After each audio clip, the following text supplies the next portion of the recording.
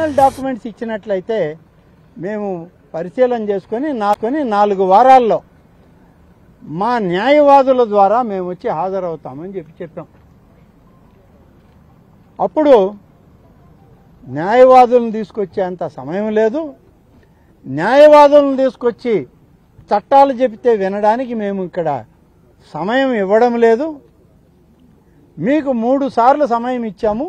3వసారి హీరింగ్లో మా నిర్ణయం మేము తీసుకొని మీకు వెలువరిస్తామని చెప్పి వారు చెప్పడం జరిగింది. సరే, మీరు అదే నిర్ణయానికి వచ్చినప్పుడు మేము న్యాయవాదిని పెట్టుకోవడానికి పర్మిషన్ ఇవ్వండి అని చెప్పి ఒక లెటర్ ఇచ్చాం. మేము న్యాయవాదిని ఎంటర్టైన్ చేయమన్నాం కాబట్టి మీ కాగితంతో పనేముంది అన్నారు.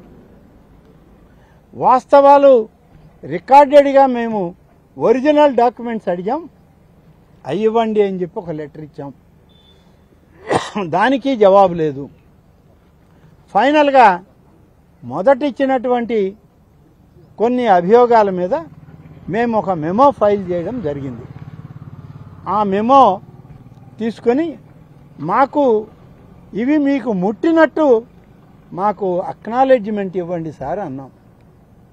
అక్నాలెడ్జ్మెంట్ ఇవ్వాల్సిన అవసరం కూడా మీకు లేదు, మేము అక్నాలెడ్జ్మెంట్ ఇవ్వము అని చెప్పి గౌరవ స్పీకర్ గారు చెప్పడం జరిగింది. ఇది తప్పండి, ఇది చట్టం కాదు, రాజ్యాంగంలో ఇది పొందుపరచలేదు. రాజ్యాంగబద్ధంగా ఉన్నటువంటి స్థానంలో మీరున్నారు, చట్టపరంగా వ్యవహరించాల్సినటువంటి తమరు మేము మీకు ఒక పేపర్ ఇస్తే ఆ పేపర్కి అక్నాలెడ్జ్మెంటు మీ ఆఫీస్ ఇవ్వాలి, ఇవ్వము అని అనడం ఇది న్యాయం కాదండి, ఇది రాజ్యాంగ విరుద్ధము, మీరున్న స్థానానికే ఇది మరి చిన్న చూపు చూసిన విధంగా ఉంటుంది అని చెప్పి కొంతసేపు ఆయనతోటి వాదించిన తర్వాత ఆయన సెక్రటరీ జనరల్ ఉన్నారు.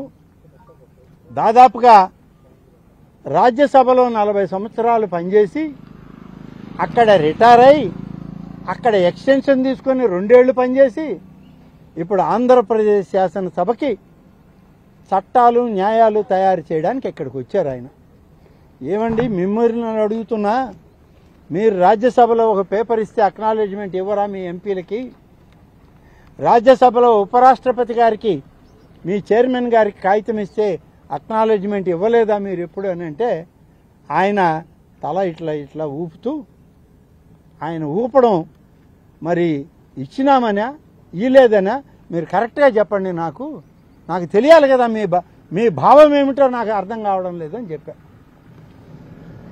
దాని మీద స్పీకర్ గారు కొంచెం ఆయన చెవిలో మాట్లాడుకున్నారు.